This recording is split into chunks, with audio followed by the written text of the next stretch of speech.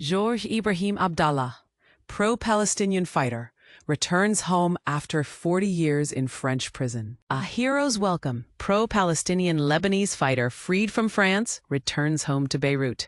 In a dramatic turn of events, Ibrahim Abdallah, a pro-Palestinian Lebanese fighter, has finally returned home to Beirut after spending an astonishing 40 years behind bars in a French prison. His release marks the end of one of France's longest detentions involving a political prisoner, but it's a moment that has sparked both celebration and controversy. Abdallah's journey to freedom began early on Friday when he was released from the Lebanese prison in southern France. As he boarded a flight to Lebanon, dozens of supporters gathered at Beirut's airport, waving Palestinian and Lebanese Communist Party flags. The atmosphere was electric, with chants and cheers erupting as Abdallah appeared, hailed by many as a symbol of resistance. But here's where it gets complicated. Abdallah was convicted in 1987 for his role in the killings of United States military attaché Charles Robert Ray and Israeli diplomat Yaakov Bar-Simon-Tov in Paris. While he has never expressed regret for his actions, Abdallah has always insisted that he is a fighter who has battled for the rights of Palestinians, not a criminal. This stance has sparked heated debates, with some hailing him as a hero and others condemning him as a terrorist. The road to Abdallah's release was long and arduous. Despite being eligible for release for many years, his applications were repeatedly rejected, often due to pressure from the U.S., which was a civil party in his case. However, last month, the Paris Court of Appeal ruled in favor of his release, citing the length of his detention and his advanced age. The court also noted that Abdallah posed no serious risk in terms of committing new terrorism acts. As Abdallah returns home to a hero's welcome, many are left wondering about the implications of his release. Will it spark a new wave of protests and demonstrations in the Middle East? Will it reignite the debate about the Israeli-Palestinian conflict? And what does it say about France's approach to dealing with political prisoners? One thing is certain. Abdallah's release has sparked a mix of emotions, from jubilation to outrage. As he settles back into life in Lebanon, he will undoubtedly be hailed as a hero by many, but others will continue to view him as a convicted killer. The question is, what's next for Abdallah, and how will his release impact the complex web of international relations in the Middle East? We want to hear from you. Do you think Abdallah's release is a victory for human rights or a threat to global security? Share your thoughts in the comments below. Abdallah, freed after 41 years in French prison. Pro-Palestinian symbol released. 41 years, longer than some of us have been alive, have just come to a close for Abdallah, the Lebanese activist who became a lightning rod in the decades-old debate over the Israeli-Palestinian conflict. His release from a French prison on Friday has reignited praise, outrage, and a flood of questions in equal measure.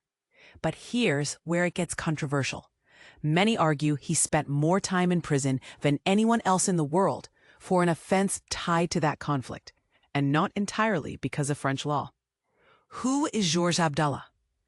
Born in 1951 to a Christian family in northern Lebanon, Abdallah worked as a schoolteacher before politics pulled him onto a drastically different path. In the late 1970s, during Lebanon's brutal civil war, he co-founded the Lebanese Armed Revolutionary Factions, LARF, a small Marxist group whose stated aim was to strike Israel and its chief ally, the United States, wherever they could. Israel's 1978 and 1982 incursions into southern Lebanon, designed to neutralize Palestinian fighters, convinced Abdallah's circle that the battlefield extended well beyond the Middle East. The attacks that sealed his fate. LARF claimed responsibility for 5 operations on French soil. Among them were the 1982 shootings of U.S. diplomat Charles Ray in Strasbourg and Israeli diplomat Yaakov Bar-Simon-Tov in Paris.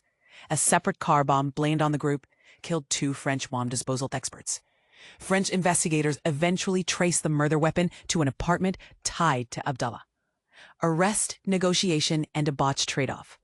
In 1984, fearing Israeli agents were tailing him, Abdallah surrendered at a police station in Lyon, initially for nothing more than false passports and conspiracy.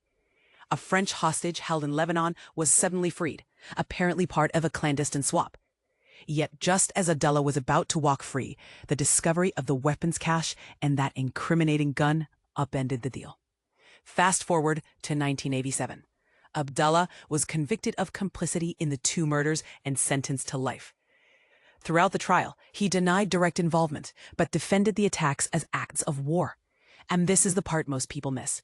A wave of deadly bombings in Paris in 1985 to 86, first blamed on Abdallah's allies, was later linked to Hezbollah acting under Iranian orders. By then, public opinion had hardened. The parole battle that lasted decades. French law made him eligible for release in 1999. He filed more than 10 parole requests. Every single one failed, except one that nearly succeeded in 2013, until then U.S. Secretary of State Hillary Clinton urged Paris to challenge the ruling. Interior Minister Manuel Valls refused to sign the mandatory expulsion order, effectively keeping Abdallah behind bars. Critics saw Washington's influence. Supporters of the veto argued public safety and diplomatic fallout. A symbol that never faded. Even as global attention drifted, Abdallah's stern, bearded portrait still appeared on banners at left-wing rallies. 3 municipalities run by left-leaning councils even made him an honorary.